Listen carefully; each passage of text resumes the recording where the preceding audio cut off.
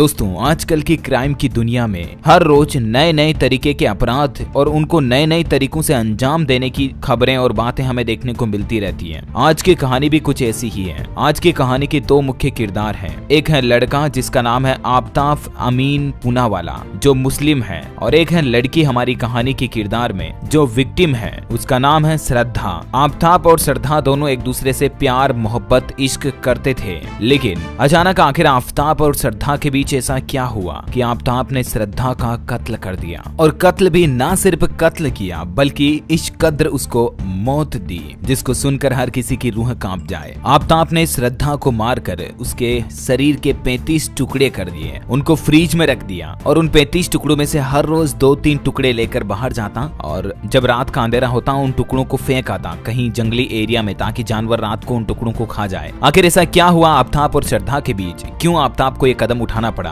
कौन सही है कौन गलत है? आइए दोस्तों, आज की इस क्राइम सीरीज में एक ऐसे ही अपराध पर पड़ताल करते हैं। पूरी कहानी बताता हूँ आपको इसकी कि कहां से श्रद्धा और आफ्ताब की मुलाकात हुई, कैसे वो दिल्ली पहुंचे, कब तक उनका लव अफेयर चला, कब तक वो लिव इन पार्टनरशिप में रहे। दरअसल वक्त शुरू होता दोस्तों महाराष्ट्र में मुंबई से। श्रद्धा जो ये लड़की आप तस्वीर में देख पा रहे होंगे, 26 साल इसकी उम्र है। ये मुंबई के मलाड की रहने वाली थी और वहां पर ये एक मल्टीनेशनल कंपनी के कॉल सेंटर में काम करती थी, और तभी आफ्ताब भी उसी कॉल सेंटर में नौकरी लगा था। तो दोनों एक ही कंपनी में काम करते थे, जाहिर सी बात है कोलिग्स थे, यानी कि साथ में ही काम करने वाले थे। तो धीरे धीरे आफ्ताब और श्रद्धा की नजदीकियां बढ़ने लगी। दोस्ती से ये रिश्ता प्यार में बदल गया और देखते ही देखते दोनों एक दूसरे को बेइंतहा मोहब्बत करने लगे, चाहने लगे। हालांकि ये रिश्ता इनके परिवार वालों को मंजूर नहीं था। वजह आप खुद समझ पा रहे होंगे, दोनों का धर्म मजहब अलग, जाति अलग। दोनों के रिश्तों से दोनों के ही परिवार वाले नाखुश थे, लेकिन ये अपने प्यार को परवान चढ़ाना चाहते थे।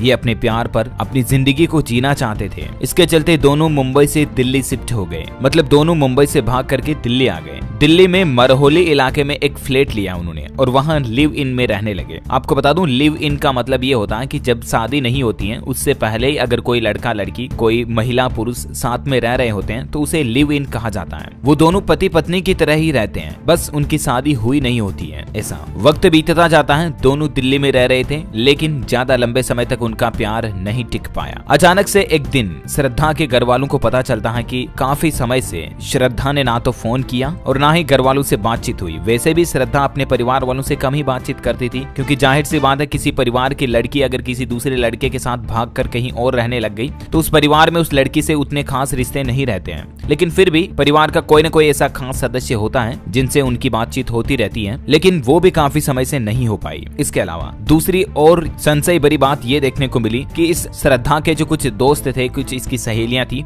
उन्होंने नोटिस किया कि काफी टाइम से श्रद्धा सोशल मीडिया पर कोई अपडेट नहीं डाल रही। बाकी जनरली श्रद्धा अपने फोटो फेसबुक इंस्टाग्राम वगैरह पर डाल दिया करती थी, लेकिन काफी समय से उसने फेसबुक इंस्टाग्राम पर भी कोई पोस्ट नहीं डाली। इसके चलते श्रद्धा के दोस्तों को भी शक हुआ कि श्रद्धा के साथ कहीं ना कहीं कुछ तो गलत हुआ है। बात आगे बढ़ती है, श्रद्धा के परिवार वालों को फिर शक होने लगता है। वो गुमशुदगी की रिपोर्ट दर्ज कराते हैं। इसी महीने 8 नवंबर को मीडिया रिपोर्ट्स के मुताबिक 8 तारीख को ही श्रद्धा के घर वाले परिवार वाले श्रद्धा की गुमशुदगी की रिपोर्ट दर्ज कराते हैं और उसमें आफ्ताब को भी शक के दायरे में रखते हैं, क्योंकि वो पहले इसके साथ लिव इन में रह रही थी। तारीख होती है 8 नवंबर 2022। महाराष्ट्र के पालघर जिले में रहने वाले 59 वर्षीय विकास मदान वाकर दिल्ली के महरौली थाने पहुंचते हैं और वहां अपनी बेटी के अपहरण की एफआईआर लिखवाते हैं। ये उनके पापा हैं, पिताजी हैं लड़की के श्रद्धा के। उन्होंने इल्जाम लगाया कि आफ्ताब अमीन पूनावाला नामक एक लड़के ने उनकी लड़की को अगवा कर लिया। वो शादी का झांसा देकर उनकी बेटी श्रद्धा को अगवा करके मुंबई से दिल्ली लेकर आ गया। वो दोनों मुंबई में एक मल्टीनेशनल कंपनी के कॉल सेंटर में एक साथ काम करते थे।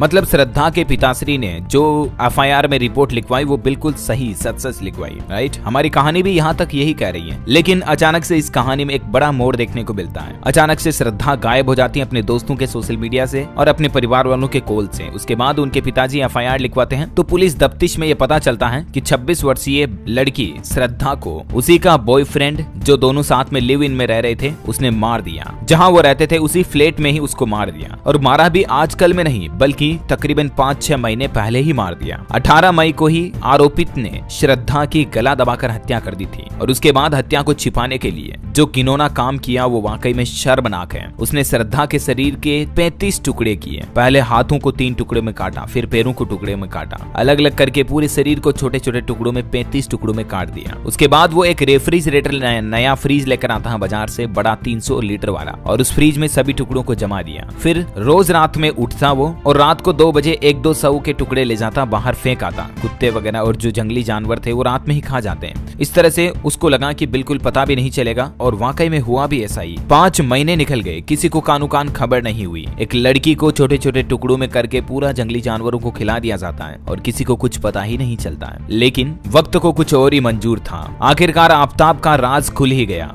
और आफताब को आज दिल्ली पुलिस ने हिरासत में ले लिया, पकड़ लिया। अब सबसे बड़ा सवाल यहाँ पर यह है दोस्तों कि आखिर आफताब ने श्रद्धा को इतनी बेरहमी से क्यों मारा। अभी आफताब पकड़ में आने के बाद श्रद्धा पर यह आरोप लगाया कि श्रद्धा उस पर शादी का दबाव बना रही थी और आए दिन बार बार झगड़ा करती थी, इसलिए उसने श्रद्धा को मार दिया। लेकिन अब यहाँ पर आप समझ रहे हो, अगर वो श्रद्धा से सच्चा प्यार करता था तो वो खुद भी तो शादी के लिए राजी होना चाहिए था ना। उसने श्रद्धा को क्यों मारा? आए दिन उनके बीच झगड़े क्यों होते थे? बार बार तो एक ही बात, एक ही वजह, शादी के लिए झगड़े नहीं होते होंगे। आफताब को श्रद्धा को कन्विंस करना चाहिए था कि अगर हमें शादी करनी है हम 6 महीने लेट करेंगे, तब तक हम ऐसे ही रहेंगे। जो भी है प्यार मोहब्बत से भी मसला सोल्व किया जा सकता था। लेकिन एक इतनी सी बात पर कि मैं शादी करना चाहती हूँ, मुझसे शादी करो, और मैं नहीं करना चाहता हूँ, इस बात पर वो उसको मार दे, बिल्कुल ही इतनी बेरहमी से उसके टुकड़े कर दे, ऐसा कोई किसी शख्स से बेइम्तिहा प्यार मोहब्बत करने वाला कर ही नहीं सकता। मैं गारंटी में दावे के साथ लिखकर ये चीज दे सकता हूँ। अब मैं ये बात क्यों बोल रहा हूँ? मैं ये बात इसलिए बोल रहा हूँ, मैं समाज की सारी लड़कियों को ये मैसेज देना चाहता हूँ, ये संदेश देना चाहता हूँ कि आप जिस लड़के से प्यार करती हो ना, क्या वो भी आपसे उतना ही बेइम्तिहा, उतना ही बेशक मोहब्बत करता है या नहीं? इस बात का आपको परीक्षा लेनी चाहिए, पहले ही पता लगाना चाहिए, वरना भोले भाले लड़कियों को आजकल के छोकरे या लड़के ऐसे ही फंसा कर ले जाते हैं दिल्ली, मुंबई, बिहार, पटना, चेन्नई, बंगलुरु, कोलकाता, हर कहीं, और वहाँ उनके साथ क्या क्या नहीं करते यार। मतलब आए दिन में ऐसी क्राइम की खबरें देखता हूँ ना तो दिल दहल जाता है। मैं ये चाहता हूँ कि जिस तरह से आप क्राइम पेट्रोल देखते हो, सबक एक को, सीख हम सबको, जो होना था जो तो हो गया, लेकिन अब हम सबको सतर्क रहना होगा। समाज के ऐसे असामाजिक तत्वों से, ऐसे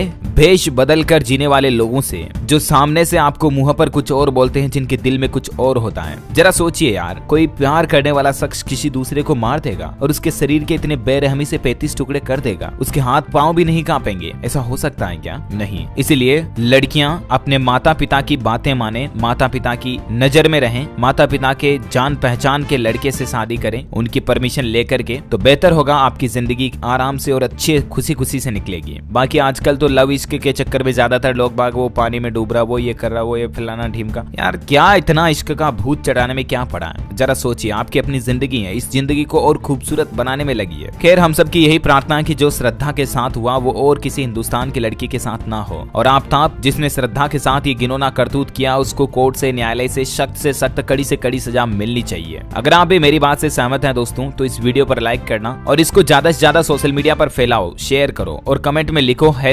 #जस्टिस फॉर श्रद्धा, ताकि जल्द से जल्द अपराधी को सजा मिल सके। और अगर आप क्राइम सीरीज में और भी आगे वीडियोस देखना चाहते हैं DLS न्यूज पर ऐसे ही सबक और सीख देने वाले, तो मुझे नीचे कमेंट बॉक्स में यस जरूर लिखिएगा। धन्यवाद दोस्तों। जय हिंद, जय भारत, वंदे मातरम।